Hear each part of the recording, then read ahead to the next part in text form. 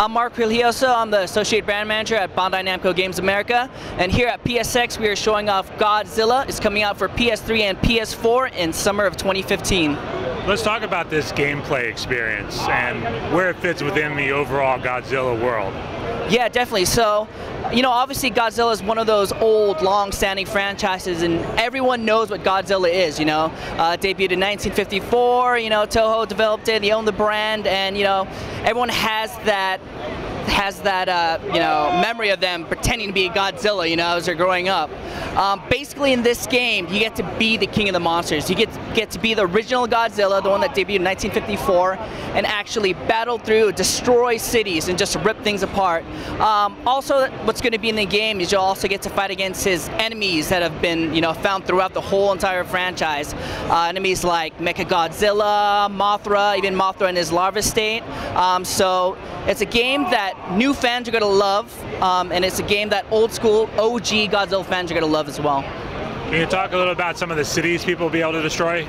Yeah, some of them are really iconic cities in Japan. You know, you'll notice in the demo, you'll see like you know, iconic backgrounds like Mount Fuji, and some of the cities like Tokyo in there as well. When it comes to multiplayer, talk a little about that aspect of the game. Unfortunately, there is no multiplayer. It's a single-player game. Can you walk us through some of the different game modes? Yeah. Yeah, so there's 3 different game modes in Godzilla. There's like a story mission-based mode. Basically, you complete a bunch of objectives. I think in the demo build today, you're basically destroying a couple nuclear reactors, trying to bring down the defenses of one of the cities. And after that, you actually get to fight against one of the enemies. There's also something that's pretty cool. It's called diorama mode. It sounds just like what it is. Basically, you get to fulfill your childhood dream. If you had Godzilla toys, you would always play with them and place them here and make all these cool scenes. Basically, you can do that right in the game. Drop in Godzilla, drop in some of the enemies, and basically create your own Godzilla fantasy. Yeah, besides that, there's also a King of the Monsters mode. So basically you fight against all the enemies in the game. It's kind of like a time trial, like run through. So you're going to try to defeat all of them in succession as fast as you can.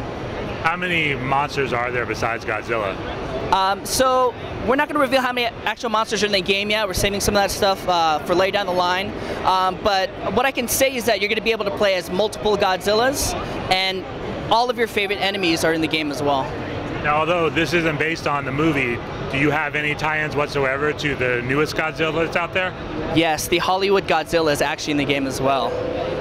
And when you're playing through the campaign or story element, what is the story that's going on in this game? You know, it's basically just like any Godzilla movie, you know, like magically somehow there's this creature that comes out of the ocean, and you're tasked with basically trying to defeat him. What role do the humans play in their armies, and how does that play a role in this game?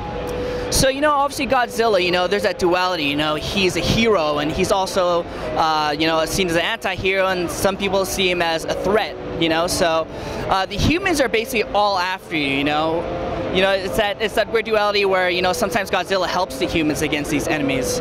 So, but in the game, they're kind of attacking you as well.